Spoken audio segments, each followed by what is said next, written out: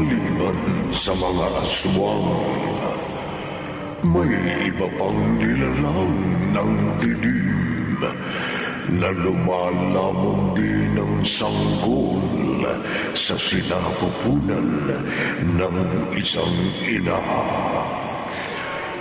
Yun ay ang itim na laman lupa na lubhang makapangyarihan at mapaminsala.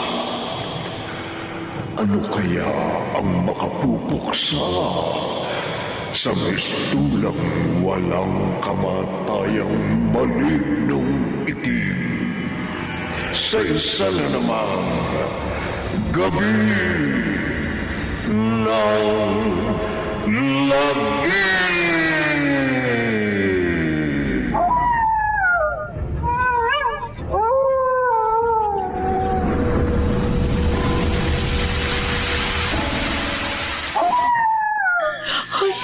Nakakakilabot naman ang alulong ng aso na sakali.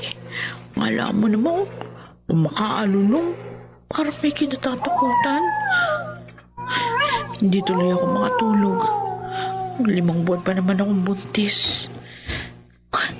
Unti-unting bumubukas ang bintana ng kwarto. Sino mang bubukas nun? Nag-iisa lang ako dito sa bahay namin. Nakipaglamay ang asawa ko sa kumpara niyang Babae. Ay! Ano yung sumungaw sa pasimano ng bintana? Isang malaking sanggol na itim. May mahabang pangil. Nalilisik ang nakausing malalaking mga mata na nakatitig sa akin. Maligno! Tama ka, babae. Isa nga akong maligno. Malignong itim. Nalalamon sa sanggol sa iyong sinapupunan. Hindi! Hindi! Hindi ka makatatakas! Ano ba? Bakit ka kumapit sa bato ko? Maligno! Bago ko lang muna ng sanggol sa sinapupunan mo. Alis! Patayin muna kita! Hindi! Ang mabitiw ka sa bato ko! Itiwan mo! Hindi mo kumatay dahil sa pag-apit ko sa'yo. Ibabaon ko lang tutulis ko mga palit sa leg mo.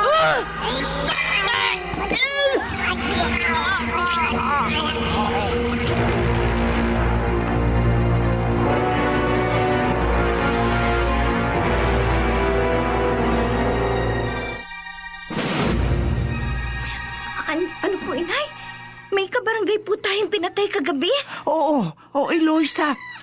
Si Julia na may maliit na tindahan sa kanto at nagdadalang tao. Usap-usapan sa bakery na binulang ko ng tinapay.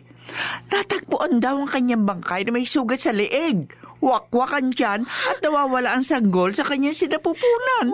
Baka totoo po yung balitang may gumagalang aswang dito sa probinsya natin. Hindi raw aswang ang nambiktima sa kabarangay natin. Maligno. Maligno po? Oo. Bago raw natagpuan ang bangkay ni Julia, may nakakita sa isang tila malaking itim na sanggol na tumalon palabas sa bintana ng kanilang bahay. At mabilis yung naglaho sa dilim.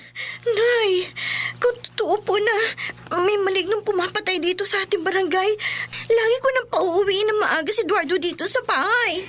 Ginagabi lang naman ng asawa mo dahil madalas mag-overtime sa kanyang trabaho sa kabilang bayan. Masyado kasing masipag ang manugang niyong yun. Hindi naman niya kailangan magpakasubsob sa paghahanap buhay dahil wala pa kayong anak. At hindi naman po kayo pabigat sa amin, Nay. Kahit pumisa na kayo sa amin mula na mabiyuda kayo. Dahil kahit papaano kumikita kayo sa pagtitinda sa palengke ng mga tanim ninyong kulay. Dapat bago kumagat ang dilim, narito na sa bahay ang asawa mo, Eloisa. Dahil kapag wala tayong kasamang lalaki rito sa bahay kong gabi, baka ano po, Nay? Baka mabiktima tayo na malignong itim.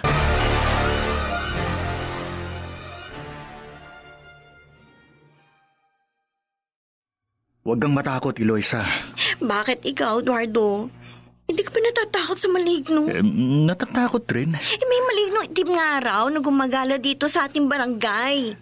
Totoo man yun. Hindi ka naman napag-iisa dito sa ating bahay. Oo nga, lagi kong kasama si inay. Lalo kapag gabi na. Pero iba, kapag narito ka. May pagkakataon kasi na hindi ko may iwasang hindi mag-overtime sa pinapasukan ko. Lalo't may pinapaapura ang boss ko na trabaho. Kakainis ka. Eloisa. Ano ba kasi mas pahalagahan mo? Ang trabaho mo? O ang buhay natin ng inay ko?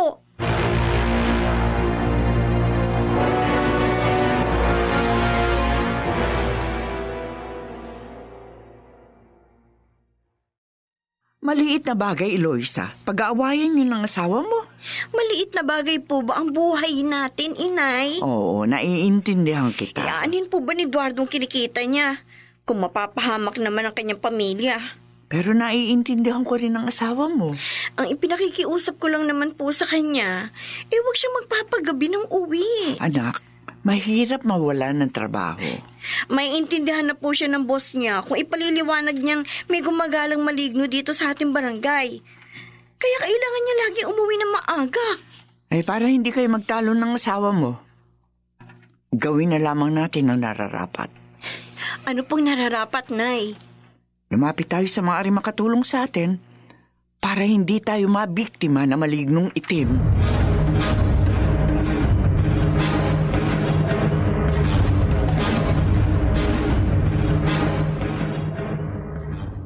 Father Chito, salamat naman po. Dinatang ko kayo rito sa inyong parokya na walang gaanong inaasikaso. May isasangguni po kasi ako sa inyo. Tungkol ho saan, Aling Elsa? Naniniwala ho ba kayo sa maligno? Ang paniniwala ko, kung may mabubuting nilalang sa mundo, mayroon ding masama, na gaya ng mga kampo ng dilim o maligno. Balita po kasi na may gumagalang malignong itim sa aming barangay. Malignong itim? Opo. Isa pong tila malaking sanggol na itim daw na pumapatay ng kanyang biktima. Tulad po ng nangyayari sa aming kabarangay na buntis, na natagpo ang wakwakan tiyan at nawawala ang sanggol sa kanya sinapupunan. Totoo ba naman yun? Totoo po yun, Father. Sa katunayan ho, bago po ilibing ang bangkay na aming kabarangay na nabiktima ng maligno, idadaan daw ho dito sa simbahan para pamisahan. Huwag kayong matakot. Totoo mang makapangyarihan at mapaminsalang kampo ng dilim, may mabisang panlaban sa kanya. Ano po, Father? Ano po ang mabisang panlaban sa malignong itim?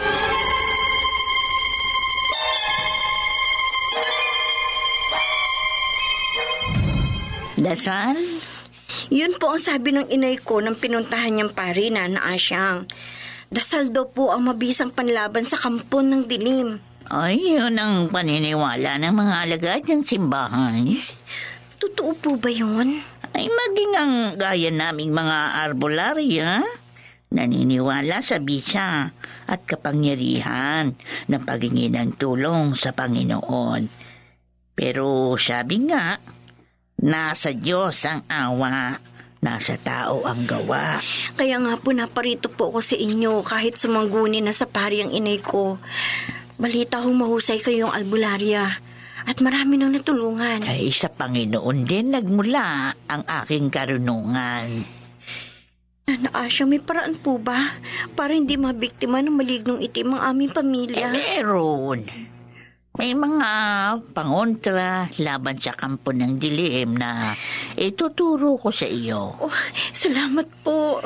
Pero ang mga babaeng nagdadalang tao ang higit na dapat kong matulungan at maturuan. Nana Asya. Dahil ayon sa isinagawa kong pagtawas kanina dun sa malignong itim na nagsabog ng lagim sa inyong barangay, ang kanyang binibiktima ay mga babaeng nagdadalang tao para lamunin yung sanggol na nasa sinapupunan.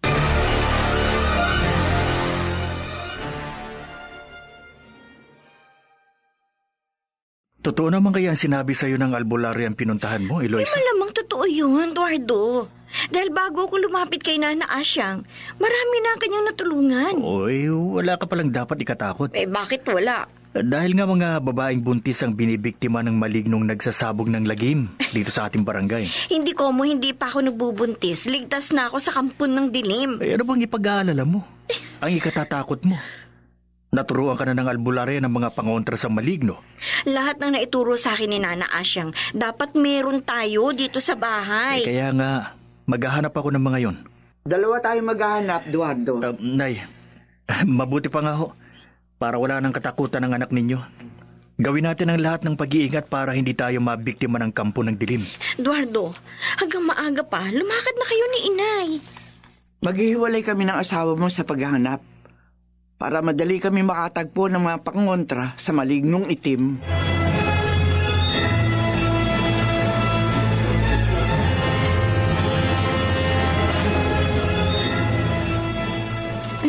Bago lumakad sina Inay at Eduardo kaninang hapon, pinagbilin ko sa kanila huwag sila magpapagabi ng uwi.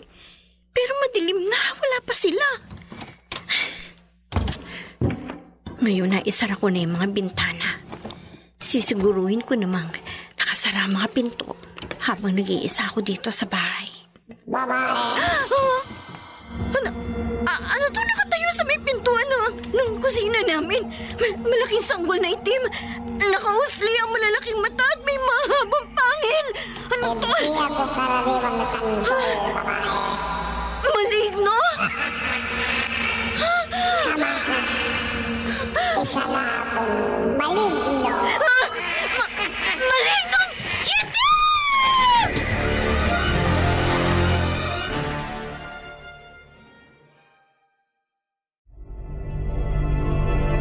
Umalis ka dito sa bahay namin, maligno!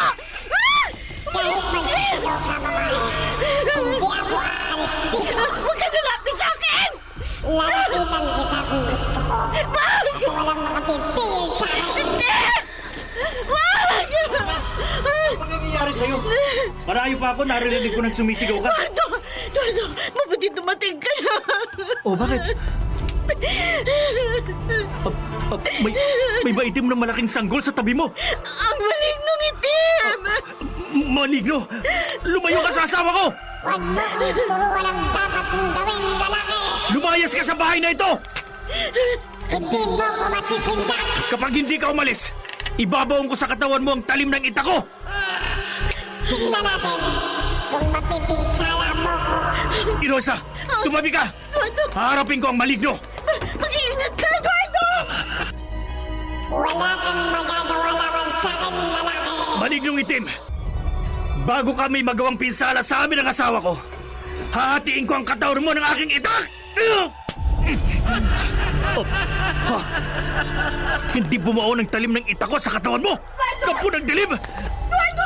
Hindi man ang nagalusa ng maligno! Hindi mo ko mapapatay, lalaki. Wala akong laban sa lamang lupang ito, Eloisa! Ikaw ang mapapatay ko. Hindi! Huwag kang lalapit sa akin, maligno!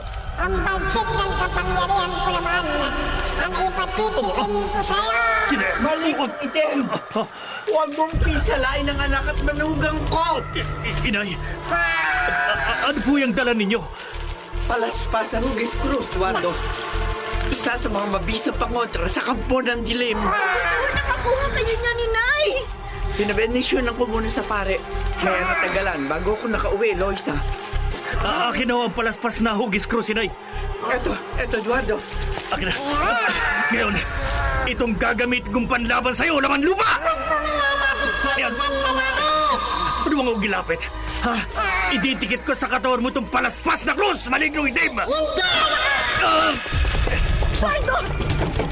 Parang natakot ang malignong itim sa krus na palaspas! Mabilis siya lumabas sa pinto. Huwag ka nang babalik dito! Laman lupa! Hindi pa tayo tapos, lalaki. Babalikan ko kayo. At sa pagbabalik ko, matitikman yung lahat ang bansik ng aking kapangyarihan.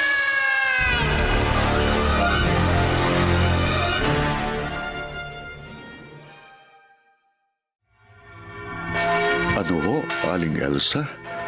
Naitaboy ng manugang nyo kagabi ang malignong itim sa pamamagitan ng benditadong palaspas na krus? Opo, Father Chito. Kaya nagbalik po ako rito sa parokya nyo para ho magpasalamat sa inyo. Sa Diyos ho tayo magpasalamat. Katakataka po. Pero totoo, nang makita po ng kampo ng dilim kagabi ang binditadong krus na palaspas, natakot po siya. Mabilis ho siya lumabas sa aming bahay hanggang sa naglaho sa dilim. Dininig ho ng Diyos ang dalangin ko. Nagdasal po kayo kagabi, Father? Oo. Matapos ho kayong lumabas dito sa simbahan kagabi, nagdasal ako para patnubayan kayo ng Panginoon at tulungan kayo sa anumang uri ng kampo ng dilim na maaaring maminsala sa inyo. Father, lagi niyo po sanang isama sa dasal niyo kami ng anak ko at malugang. Gagawin ko ho yan. Dahil bago po umalis ang malignong itim sa bahay namin kagabi, nagbanta ho siya, Father. Babalikan niya kami ng anak ko at manugang para ipatkim niya sa amin ang bagsik ng kanyang kapangyarihan. Kaya ano ho? Hahanapin po namin ang manugang ko ang iba pang mabisang pangontra sa kampo ng dilim para hindi manganib ang aming buhay sa malignong itim.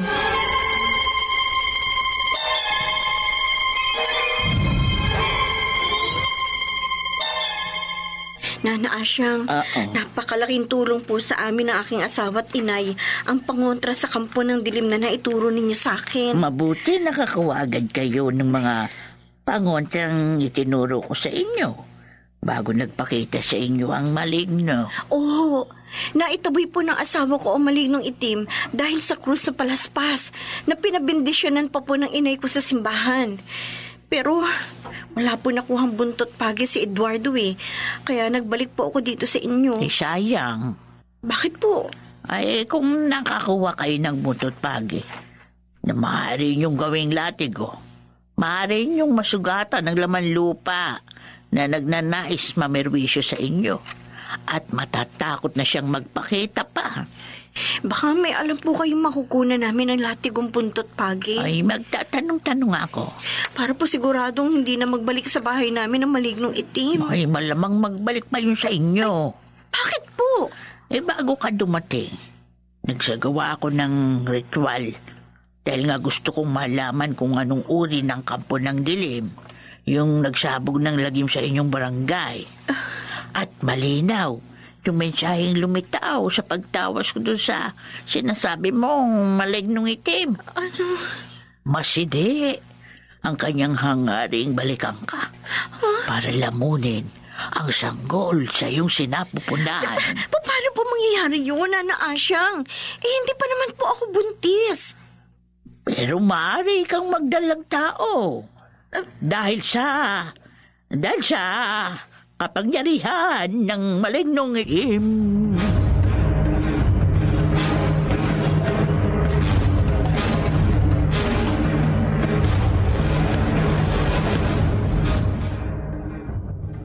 Hindi pwedeng mangyari yun, Eloisa. Talagang hindi ako papayag na magbuntis ako dahil sa kapangyarihan ng malignong itim na yun, Eduardo. Magdadaan muna sa ibabaw ng aking bangkay ang lamang lupang yun bago ka magbuntis sa kagagawa niya. Pero maliwanag ang sabi sa akin ni Nana Asyang. Lubang makapangyarihan ng malignong itim.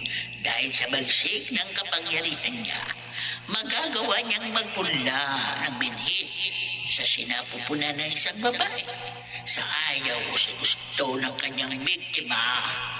Kaya siguro nagpakita sa akin ng malignong itim. Balak niya akong pagsamantalahan para magbuntis ako.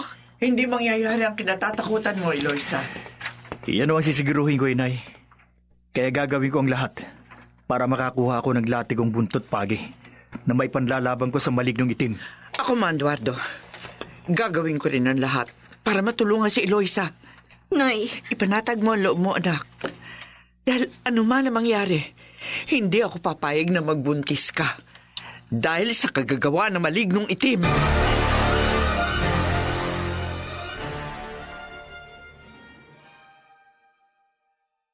Kunin niyo ho ito, Aling Elsa. Ano po yan, Father Chito? Holy water ho. Talagang inihanda ko ito para sa inyo.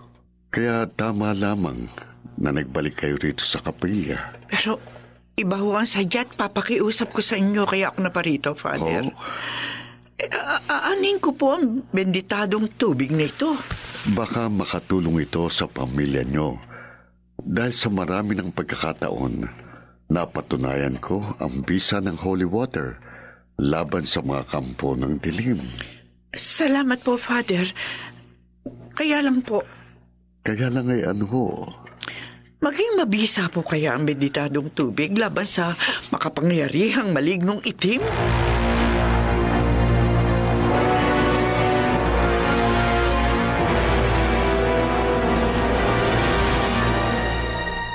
Eduardo, lubhang makapangyarihan ang malignong itim. Nanasyang, nakaengkwentro nyo na ba ang laman lupa? Ay, hindi pa. Paano nyo nalamang lubha siya makapangyarihan? Ay, sa kabila ng mga sinasagawa kong orasyon hindi ko matukoy kung ano yung maaaring makapuksa sa malignong itim. Pero ayon kay Eloisa, alam nyo na raw ang mabisang pangontra sa laman lupa. Oo. Totoo yung sinabi ko sa asawa mo. Kaya nga ho naparito ako at nagpakilala sa inyo. Pero limitado ng aking karunungan dahil nga sa bagsik ng kapangyarihan ng malignong itim. Kung saan-saan ako naghanap, pero walang makapagsabi sa akin kung saan ako makakakuha ng latigong buntot pagi. Kasi bihira ang mayroon nun. Pero maaaring mayroon nun ang kagaya ninyong albularya, hindi ho ba? Eduardo. Dada siyang pakiusap. Kung may iniingatan ho kayong latigong buntot pagi, ipagkatiwala niyo sa akin. Dahil nanganganib ho ang buhay namin ng asawa ko sa malignong itim.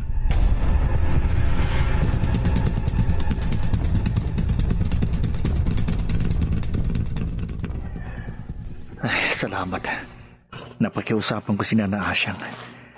Pumayag siyang ipahiram sa akin ang iniingatan niyang latigong buntot pagi. Lalaki! Malignong itim? Sa wakas, nagkita ulit tayo. Talagang inaasahan ko na pagharap uli natin, laman lupa. Magaganti na ako sa'yo sa ginawa mong pagtatanggol sa akin sa inyong bahay. Tingnan natin.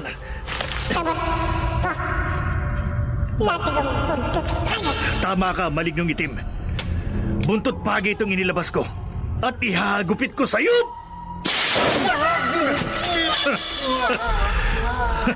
Tama ang sabi ng albularya. Masusugatan ka sa latigong buntot pagi. Hindi ako magpapatalo sa'yo, lalaki. Sige, pero bago mo magamit ang kapangyarihan mo laban sa akin, mamamatay ka! Mamamatay ka! Mamamatay ka!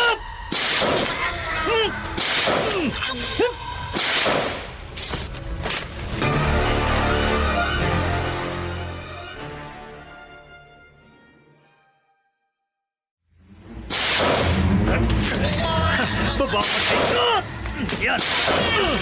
Kung inakala mo mapapatay mo ko, lalaki, nagkakamali ka.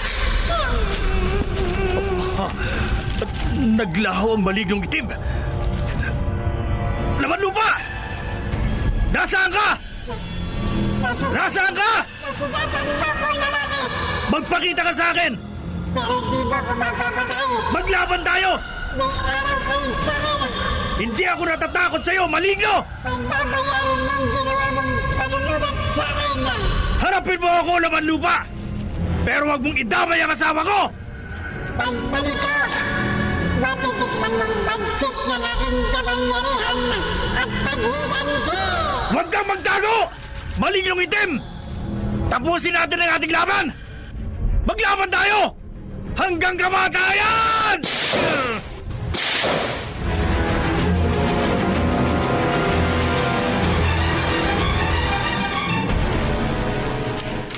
Eloisa, hanga ako sa tapang ni Eduardo. Nay, gaya ko hong matatakutin ng asawa ko. Pero kapag buhay ko po ang nalagay sa panganib, nagiging matapang siya sa pagtatanggol sa akin. Malaking bagay na nakahiram siya kay Nana Asyang ng isang latigong buntot pagi. Oo nga po.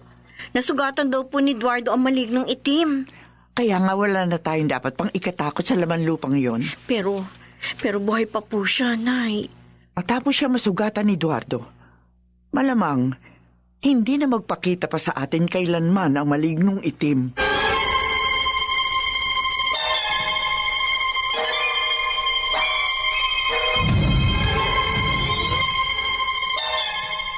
Kumusta ka na, Eloisa? Wala na po kami problema, Nana Asyang. Mula po nang masugatan ni Eduardo ang malignong itim, dahil po sa pinahiram ninyo sa asawa ko na lati kong buntot pagi, hindi na po nagpakita pa uli sa amin ang laman lupa. Ay, mabuti naman kung ganun. Kaya nga po naparito ko sa inyo at dinalan ko kayo ng mga gulay na tanim ng aking ina. Ito po. Ano ko? Nag-abala ka pa. Maliit na bagay lang po ito.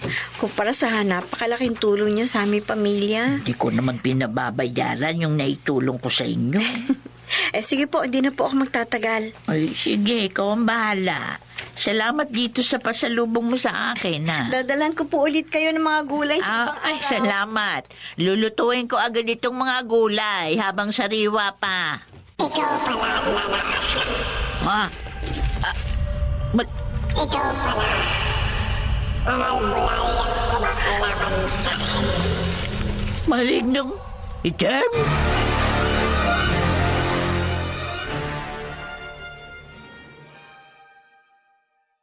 Ang babayaran mong pagkalaban sa akin, Nana Asyang.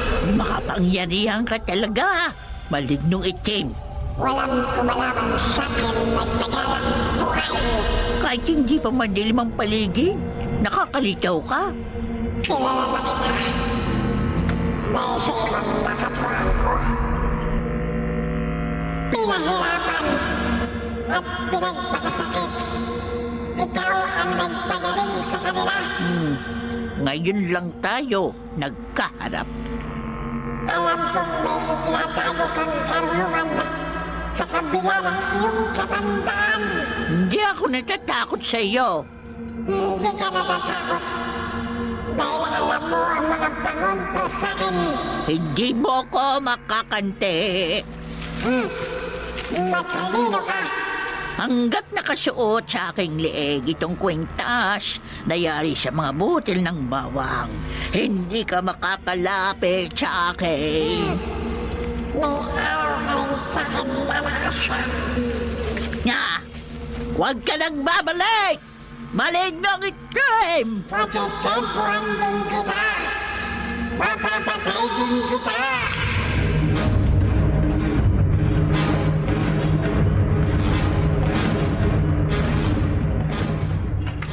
Aling Elsa, ngayon naman ho siguro mapapanatag ng loob nyo. Salamat po. Pinagbigyan niyo ang pakiusap ko, Father Chito. Sabi ko naman po sa inyo, kapag wala akong masyadong inaasikaso, paparito ako sa inyo para bendisyonan ang bahay ninyo. Ngayon na dasalan at bendisyonan niyo na po ang loob at labas ang bahay namin. Malamang hindi na po magbalik dito ang malignong itim, Father. Hindi na po kayo mapeperwisyo ng anumang uri ng lamang lupa.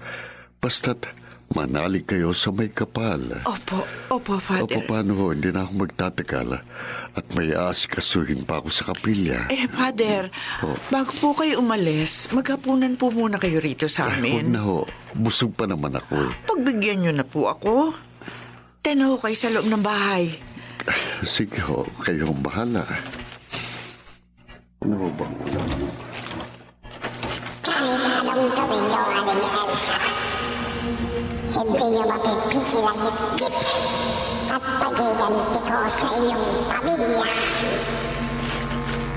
Dahil sa ginagawa niyong pagkalaban sa akin, ibubuhos ko sa iyong pamilya ang iba yung bagsik ng aking kapangyarihan.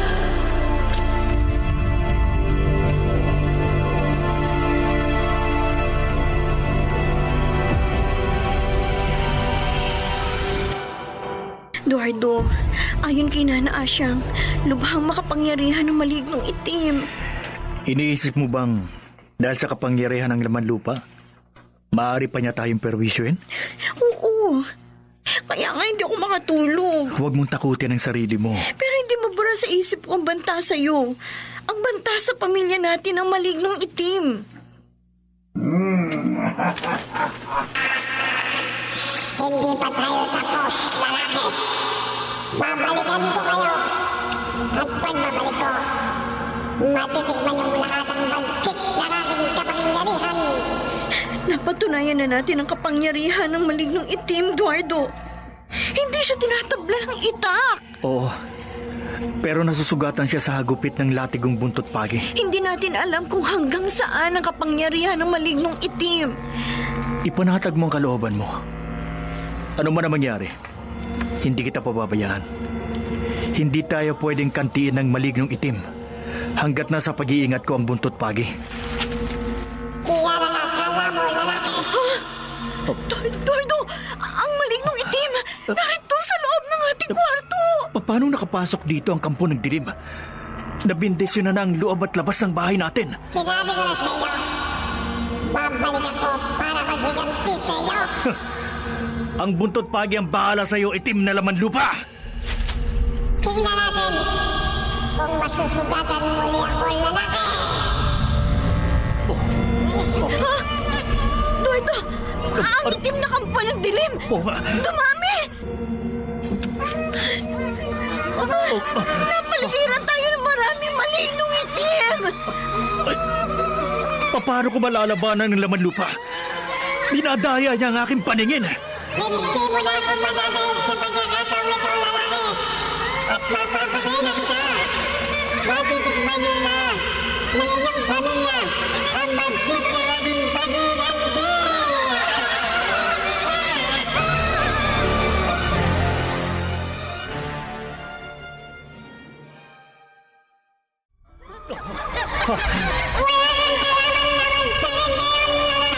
Eduardo, unti-unti lumalapit sa atin ang maraming malignong itim na nakapaligid sa atin. Eloisa, huwag kang matakot.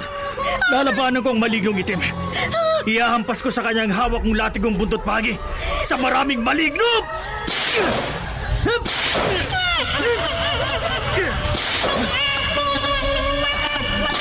Mamamatay ka, malignong itim! Mamamatay ka! Hindi mo na ako masusugatan. Hindi mo ako mamamatay. Dahil hindi mo malalaman kung sino sa mga nakapaligid sa'yo ang tunay na ako.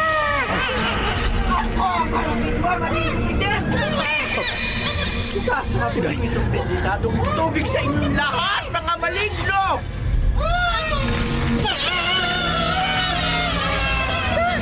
Biglang naglaho ang mga malignong itim. Naglaho sila. Naglaho sila dahil sa isinabi ko sa kanilang benditadong tubig. Nay, salamat ho. Ligtas na tayo. Pero, hindi na kaya magbalik ang malignong itim?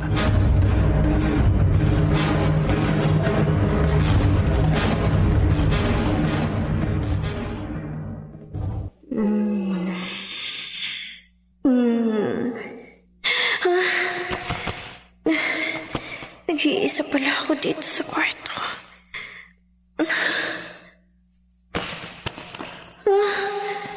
Nasaan kaya si Eduardo? Ang malignong itim. Dahilan pagkakataon ang oras ng pagganti ko sa iyong pamilya. Hindi, kailangan makalabas ako dito. Kailangan... Pero... Bakit? Hindi ako makagalaw. Nasa ilalim ka na ng aking kapangyarihan, Eloisa. Kaya magagawa ko na sa iyo ang lahat ng gusto ko.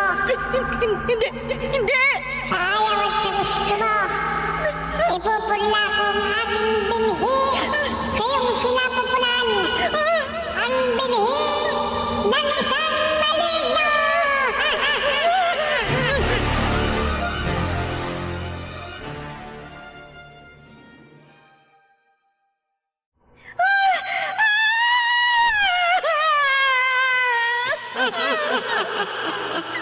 Nagawa ko ng gusto ko sa iyo, Eloisa. Sa ayaw at sa gusto mo, magkakaroon ng buhay ang binhi na ipunla ko sa iyong sinapupunan. Magbubuntis ka. Ipagbubuntis mo ang anak ng maligno. Bitiwan mo ka, malignong itim! Bitiwan mo ko, laman lupa! Bitiwan Gumising. Gumising ka. Eloisa, Eduardo? nananaginip ka. Bumangon ka muna. Nagising ako dahil umuungol ka habang natutulog. Binabangungot ka. Salamat. Salamat. Nanaginip lang ako. Panaginip lang ang... Ang ano, Eloisa? Bakit? Anong napanaginipan mo? Pinasok daw ako dito sa kwarto ng malignong itim. At pinagsamantalahan niyo. Huwag kang umiyak. Eduardo. Huwag kang matakot. Nanaginip lang ako. Pero pakiramdam ko, parang totoong nagawa akong pagsamantalahan ng malignong itim.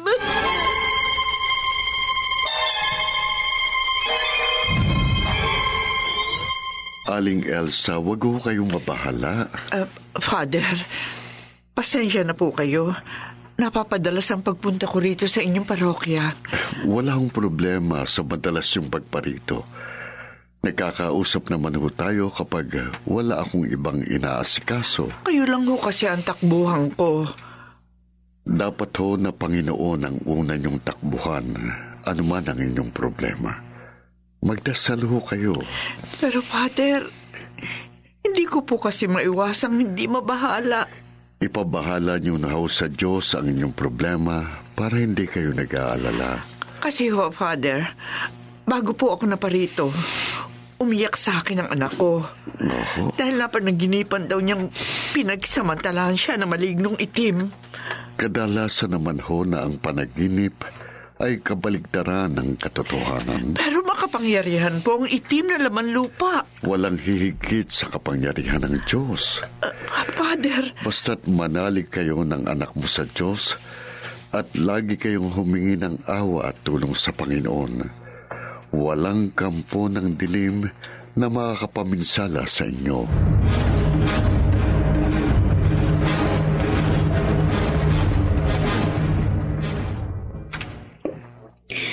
Nana Asyang, bakit po kayo napailing? Eloisa, matapos akong magsagawa ng ritual, nung dumating ka, maliwanag ang mensahe ng nabuong tunaw na kandilang binuhos ko sa tubig sa palanggana. Ano pong... Totoo ang iyong kinababahala. Ang napakiramdaman mo sa iyong sarili. Dahil sa kapangyarihan ng malignong itim, nagawa ka niya pagsamantalahan sa iyong panaginip. Pagsasamantalang malamang na magbunga. Nana Asyang, huwag niyo po sabihin. Dahil sa pagsasamantala sa iyo ng kampo ng dilim, maaari kang magbuntis at magsilang ng anak ng malignong itim.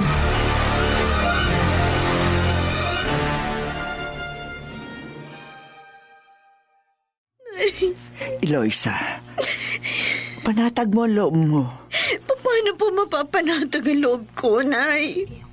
Bago po ako umuwi, tiniyak sa akin ni Nana Asyang, totoong napagsamantalahan ako ng malignong itim. Hindi ka panipaniwala yun. Naniniwala po ako sa matandang albularya dahil makapangyarihan ang itim na laman lupa. Higit na makapangyarihan ng Diyos. Kaya magdasal tayo, anak. Opo, Nay. Sundin natin ang payo ni Father Tito. Magdasal tayo lagi. Para walang masamang mangyari sa atin. Rosa! Paano ka? Hindi ko alam, Nay. Biglang sumama yung pakaramdam ko.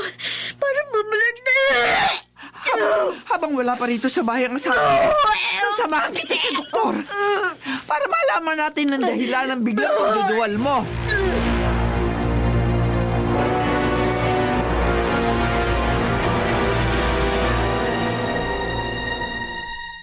Oo, Eduardo. Paano mangyayari yun? Nung nakaraang linggo, nagkaroon ka ng buwanang dalaw?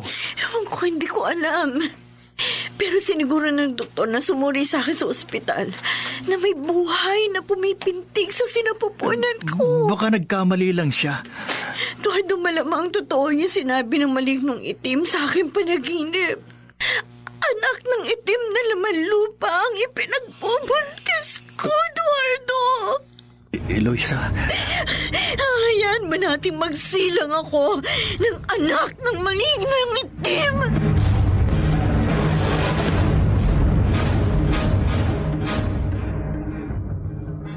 Nana Asyang, hindi ako papayag na magtuloy ang pagbubuntis ni Eloisa sa anak ng malignong itim.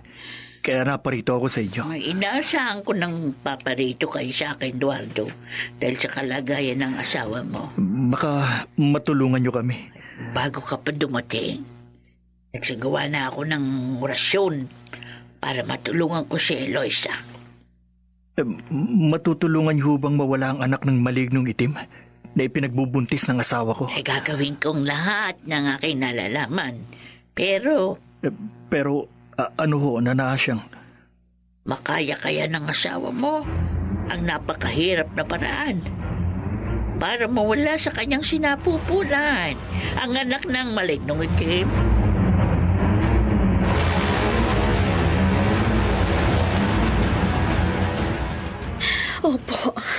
Opo, Nana Asyang. Kahit mahirap, kakayanin ko. Ay, napainom na kita ng katas ng ugat ng iba't ibang damo at halaman, Eloisa. Pero, nakakapit pa rin sa sinapupunan mo ang anak ng kampo ng dilim. Kaya gagawin ko na ang ultimatum para malaglag ang anak ng malignong itim. Nana Asyang, nakapagsiga na po ako. Ay. Okay, Silik, tulungan mo ako, Eduardo. Halika, ibitin natin ang patiwarik si Eloisa sa tapat ng usok ng sinigaan mo. Oo. Ayan.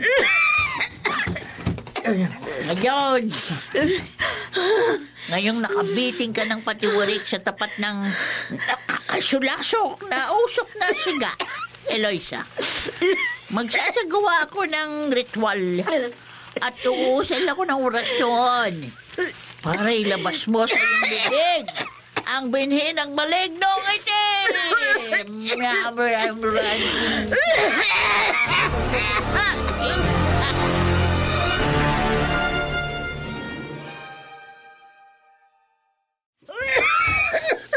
Nana Asyang, hirap na ang asawa ko. Napapaiyak na siya sa pagkakabiti ng patiwarik sa tapat ng nakakasulasok na usok ng siga. Hindi ko na siya. Palayo sa usok ko, ano? Ilusali ka. Kumapit ka sa akin.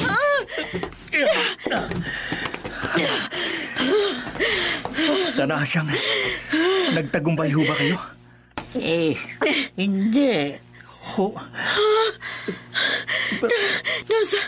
Nasa sinapupunan ko pa ang anak ng malignong itim. Oo.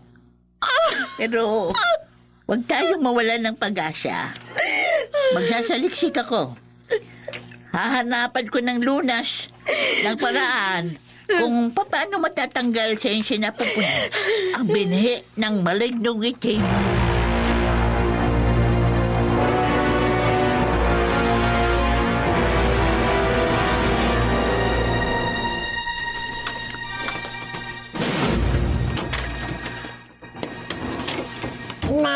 Ay!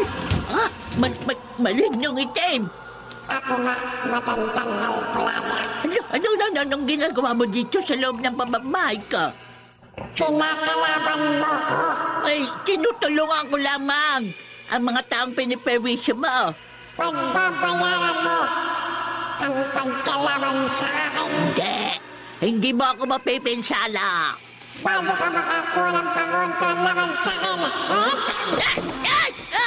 Papatayin na muna kita. Bumitiw ka sa bato ko, malignong itim.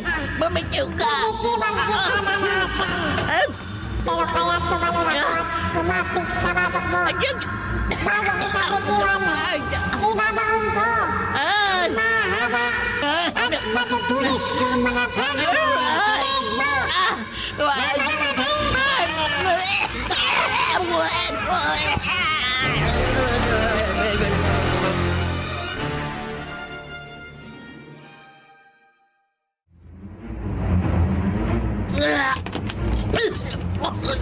Danasyang!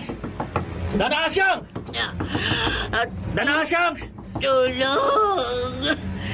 Tulong! Danasyang! Danasyang! Eduardo! Bakit ho kayo nakahandusay dito sa sahig? At bakit may sugat kayo sa leeg? Mabuti dumating ka. Sumunod ka agad ako sa inyo dahil nakalimutan nyo sa bahay itong kwintas na mga butil ng bawang na pangontra nyo sa mga kampo ng dilim. Meron ako niyan dito sa bahay ko. Pero hindi ko nakuha dahil sinalakay na ako ng malignong itim. Oh, ang malignong itim? Lubhas siyang makapangyarihan, Eduardo. Wala tayong kalaban-laban sa kanya. Nagkunwari lang akong napatay niya. Kaya niya ako iniwan. Danasyang. Ang higit na makapangyarihan lamang ang makakapuksa sa itim na laman lupa. Ang higit na makapangyarihan sa kanya. Danasyang? Danasyang?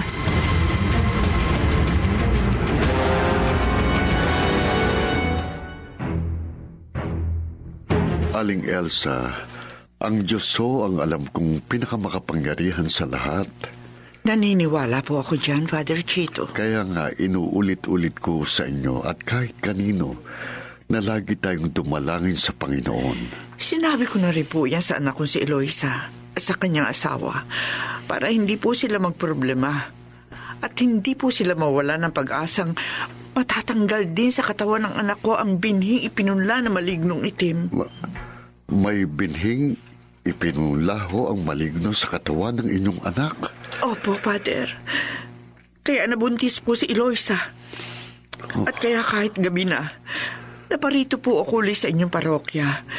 Hindi po namin malaman ng anak ko at manugang ang aming gagawin. Tutulungan ko ho kayong manalangin sa Diyos.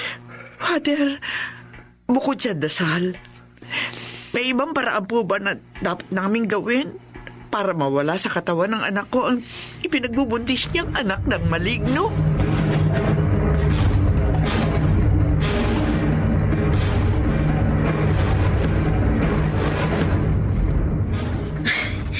Sa malaking takot ko, hindi ko na napigilan si inay na umalis at humingi ng tulong sa pari. At nakalimutan ko, sumunod si Eduardo kay Nana Asyang. Kaya napag-isa tuloy ako dito sa bahay. Pakiramdam ko pa naman, may kumikislot sa loob ng aking tiyan. Sa aking tiyan na mabilis ang paglaki. Noong nakaraang linggo lamang ako, pinagsamantalahan ng malignong itim. Pero halos kabuhalan ko na sa laki ng aking tiyan.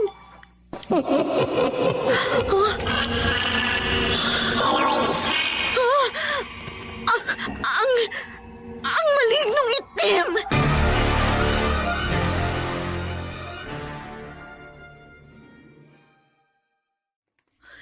Diyos ko, iligtas mo po ako. Saan ka pupunta, Eloisa? Malignong itim! Huwag kang humarang sa daraanan ko! Anong gagawin mo? Kukuha ka ng pangontra? Panlaban sa akin? Kukunin ko ang krus na palaspas! At ang latig ng buntot pagi kayo, lumayas ka na rito naman lupa! Wala ka nang magagawa naman sa akin, Eloisa. Lalo pa ngayon na napatay ko lang tanging inaasahan yung makatutulong sa iyo. Pinatay mo si Nana Asyang? At kaya naparito ka, papatayin mo rin ako! Gaya ng ginawa mo sa isa kong kabarangay na buntis na biniktima mo! Lalamunin mo rin ang sanggol sa tiyan ko! Hindi. Hindi ko lalamunin ang binhing ipinunla ko sa iyong katawan. Ano? Hindi ko maaaring kantiin ang dugo ng aking dugo at laman ng aking laman. Hahayaan kong mabuhay ang aking anak. Malignong itim. Para maging katuwang ko siya sa pagsasabog ng lagim. Hindi. Ang walang katapusan ng lagim.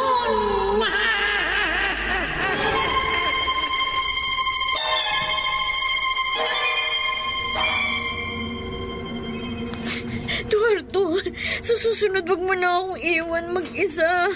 Kayo ni Inay. Hindi na. Kaya tumahan ka na. Huwag ka na matakot, anak. Dahil nakauwi na kami ng asawa mo. Wala ka namang dapat ikatakot. Dahil bago kami dumating ni Inay, iniwan ka na ng malignong itim. Bago umalis ang itim na laman lupa, nagbanta siya. Nakapag-isinilang ko na ang binhing ipinunla niya sa aking katawan. Tapos na ang maliligayang araw ng buong pamilya natin. Magiging katuwang niya pa sa pagpatay sa ating pamilya. At wala rin makakapigil sa kanilang mag-ama sa pagsasabog ng lagim. Kaya hindi mawala ang takot ko, Eduardo. Nanganganib ang buhay nating lahat sa bahay na ito. Eloisa, kung kailangan, umalis tayo rito. Inay, kahit saan tayo magpunta, madali tayo masusundan ng malignong itim dahil makapangyarihan siya.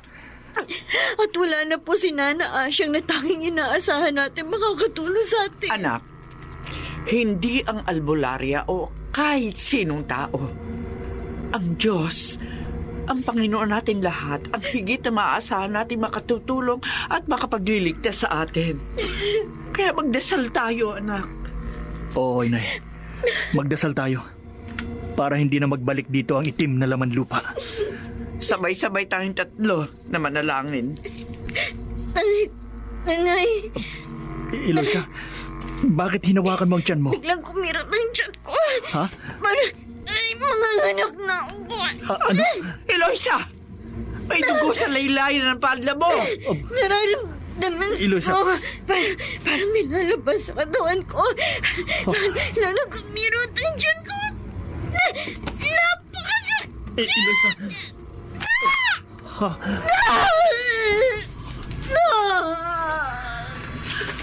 Diyos ko! Eloisa, ano tong lumabas sa katawan mo?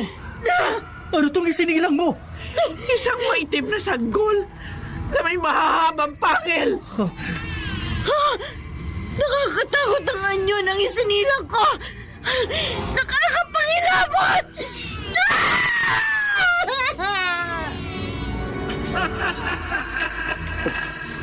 Napakasalanan iyong pamilya, Eloisa. Maligno? Biglang lumitaw ang malignong itim. Ngayong naisilan mo na ang binhing ipinunla ko sa iyong katawan. Mamamatay na kayong lahat sa bahay na ito. Papatay na namin kayo ng aking anak.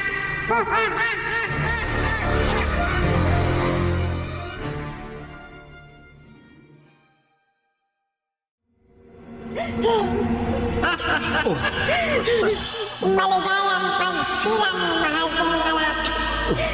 Ngayong nagkita na tayong mag-ama, hindi na tayo magkakahiwalay kailanman. At habang panahon tayong magkasama, magiging magkatwang sa pagsasabog ng lagim sa mga tao. Papatay tayo, anak ko. Papatay tayo ng papatay. Eloisa, Eduardo, ipagpatuloy natin ang pagdarasal. Opo, Inay. Sige po, Nay. Sabay-sabay tayo magdasal. Sa ngala ng Ama at ng Anak at ng Espiritu Santo. Tumigil kayo sa ginagawa niyo, Eloisa. Nabibigyan ako sa ginagawa niyo. Sa amin ang kaharian mo. Sundin ang loob. Talagang yung tinatapos magtagalan ninyong buhay. Anak, ano pang hinihintay mo? Ibaon mo na yung panig sa liig ng mga Huwag niyo tao kong sa subukan. bahay na ito. Tulungan niyo po kami. Pumatay ka na lang pumatay! Tulungan niyo kami laban sa malignong ito. Kayo na po ang sarado ng Diyos. Bakit nandinisik ang mga mata mo sa pag-aakit ang sakin? Huwag kang magkakamaling sabihin ako. Isang maging pagkakamali ang gagawin mo. Kapag akong kinuha mo, ang pinatay mo, ang kinatayan ko, ay magiging pinatayan mo!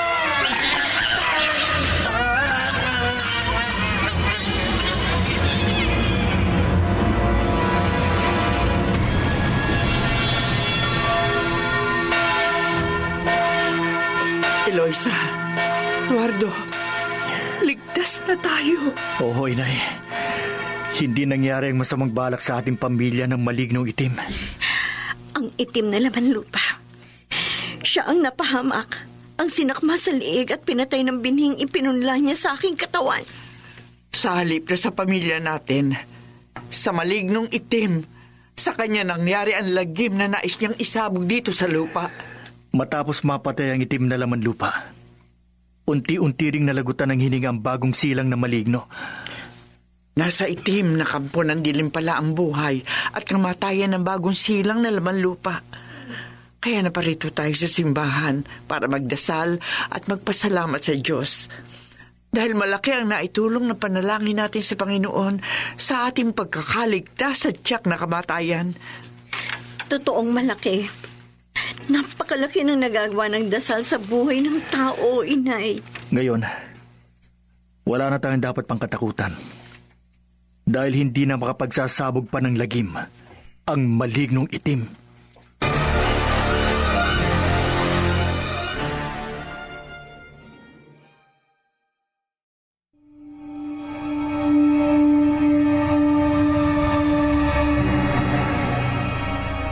Lubhamang makapangyarihan at mistulang walang kamatayan ang malignong itim. May paraan ang langit upang wakasan ang lagim na hatid ng kampo ng dilim.